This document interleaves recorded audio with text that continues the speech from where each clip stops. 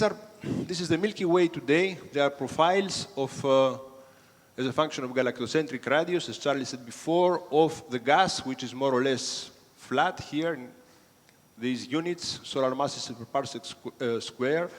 This is the profile of stars, exponentially declining outwards. This is the profile of star formation rate, and by the way, the profile of core collapse supernova, because they follow the star formation rate. They explode a little time after they are formed. And this is the current profile of metals, which is also exponentially declining outwards, but with a longer scale.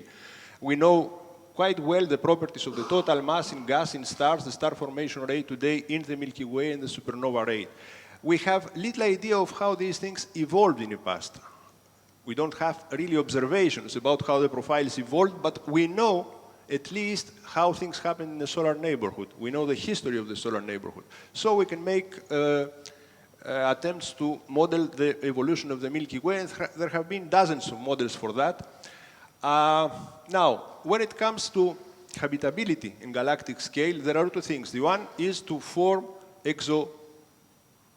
Jupiters first. This is how it started, because in the early days, when planet observations came in, only Jupiters were seen.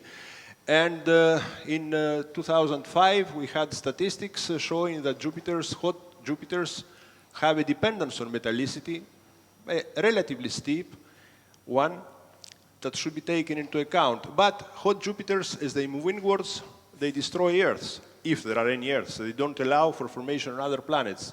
So this is one thing that should be taken into account. And what about Earth? In those days, there were no observations of Earth-like planets. There were hints at some point from 2008 that Neptune-sized planets have no dependence on metallicity. And there were also theoretical models. By the way, this was a model from people of Bern, Willy Bern's group, that was never published.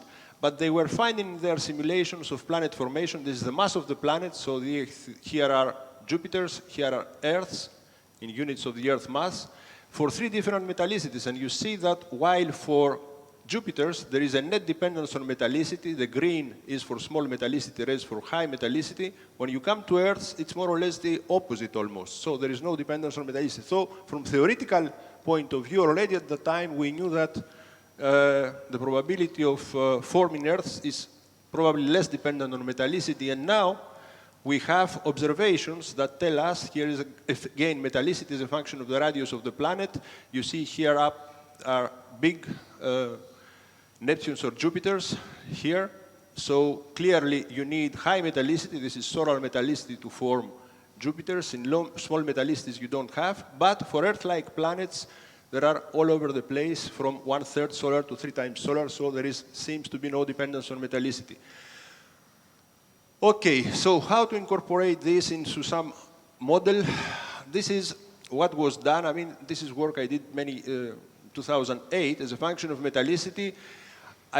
For the Earth-like planets, not dependence on metallicity, although at that time there were no real observations for Earth-like planets. In the paper of Weaver et al., but it was much earlier, Charlie has taken this dependence on metallicity for Earth-like planets also. This explains some of the differences. I'm presenting all this because this will make you understand why, depending on what assumptions you make, it's not sufficient to have a model of galactic evolution. The critical thing is the assumptions you make about the formation or destruction of life and Earth-like planets. So there's a probability of hot Jupiters, the probability of having Earths unaffected by hot Jupiters, so you have to count for that factor here. Having Earths, but you have to remove the planets with hot Jupiters. Okay, so, and the second element, as I said before, it's about destroying life. So, how to destroy life? Supernova explosion, Charlie mentioned that. There are two kinds of supernova explosions, gravitational, exploding massive stars, thermonuclear, exploding white dwarfs, and what was mentioned before, gamma ray bursts, exploring, rotating massive stars. Now, these things, they are very energetic, but they are very rare, extremely rare. And with all respect I have to for Zvi Piran, who is an exceptional theoretician, I don't think that gamma ray bursts can do anything in the Milky Way. Already gamma ray bursts, from observational reasons, we know that they operate in regions of low metallicity, below 1/3 solar. And there are basically no regions of metallicity lower than 1/3 solar in the Milky Way today, and even in the past few billions of years.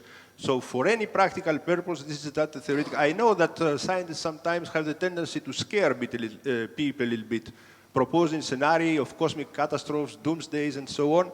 But at least in this particular case, gamma ray burst is as improbable as anything else. So, supernova, we know by observations exactly what happens, how much energy is released in various wavelengths and for how long. And the threat from supernova, from discussions I had before, most people think that supernova can create, we fear supernova because they can really make fantastic catastrophes on Earth. No, the answer is we fear them basically because their hard radiation can destroy the ozone layer. And then it's the ultraviolet light from the sun which makes the catastrophe, not the supernova itself. For the supernova itself to really shuffle the atmosphere of the Earth, it has to be so close it's totally improbable. The high energy radiation destroys the ozone layer because it induces chemical reactions in the atmosphere of the Earth with nitrogen oxides. But one should also have in mind two things, that this kind of energetic radiation may also accelerate mutations, and this may help life, not destroy life. And then this is for land life. Marine life appears rather well protected from even the ozone layer disappears. So it's not necessarily a sterilization effect, even if you have a nearby supernova, and it seems that the people have studied that with the help of atmospheric models for the Earth, one-dimensional models as I know, and for a depletion of the ozone layer by a factor of 2, the supernova has to be closer than about 8 parsec, something like 26 light years away. And this is not a very probable event. Local recurrence time, so in this distance 8 kiloparsecs from the center of the sun, in order to have such a frequency, it happens every 2 giga-years. So it's not a frequent event. And that's why we're here, by the way. Okay, and even in that case, even if you have such an event, we can ask yourself, is it a definite sterilization of the planet? We heard the other day that many cosmic catastrophes occurred on Earth. If I remember well, Hervé Martin, something like more than 90% of the marine species disappeared about 250 million years ago. But still, we are here. 250 million years is nothing compared to the 4 billion years of the evolution of the Earth. So it was not a definite sterilization. So I think this is the point here. Mass extinctions had occurred, but life not only survived, but evolved to higher levels of complexity. So let me come now. Okay, having said that, how can you model it in a model of galactic evolution? And here I am saying how Lineweaver did that. It's very hard to know it, but they assume that you can take as a local unit of distraction I can't find it, yeah. The integrated supernova activity in the Earth's vicinity in the past 4 billion years in the sun's position. So, and then, what is the survival probability? If anywhere in the galaxy you have an integrated supernova activity less than 1 in these units, then the survival probability is 1. If it's more than 4 units, it's 0, and in the intermediate, something between that. So, it's an arbitrary quantification, but at least it gives you an idea. I mean, it's hard to apply something more sophisticated. There are people who tried more sophisticated things, and of course, depending on the assumptions, your results may change. And,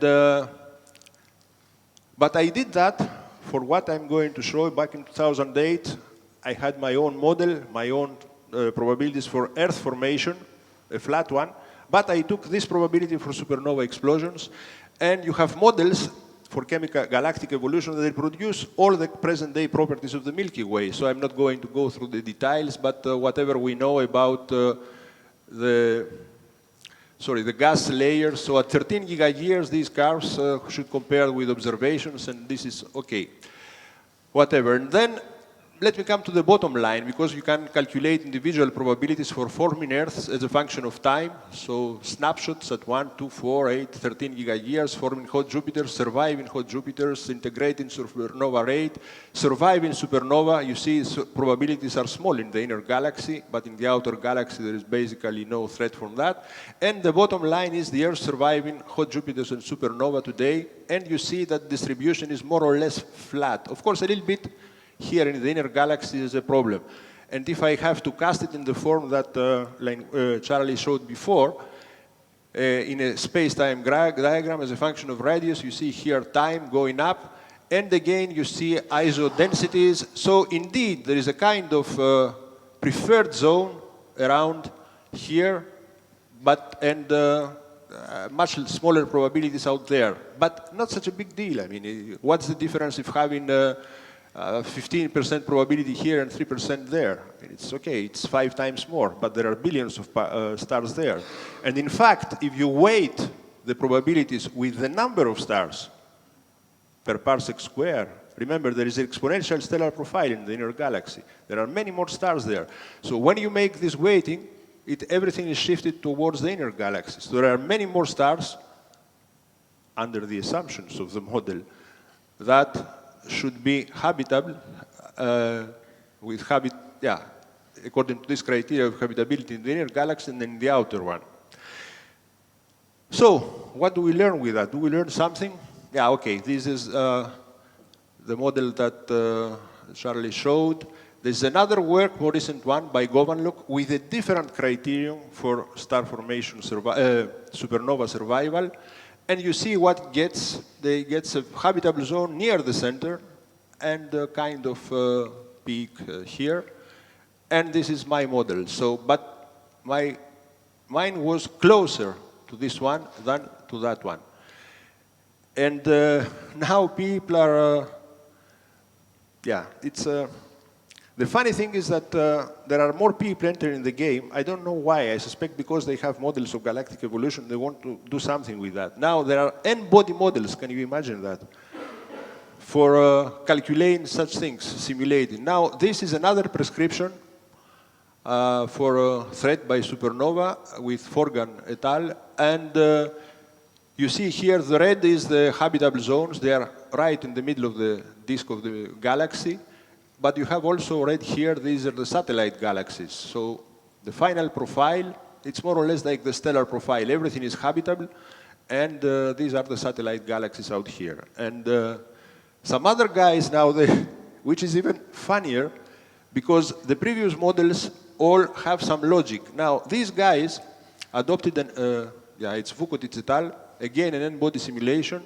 They adopted another criterion for habitability, and you see now sun's position, solar position is at 8 kiloparsec. But at 6, 7, 9, 10 billion years, the habitable zone is in the outer galaxy. So if we take this model at face value, most habitable planets should be at 12 kiloparsec from the Milky Way.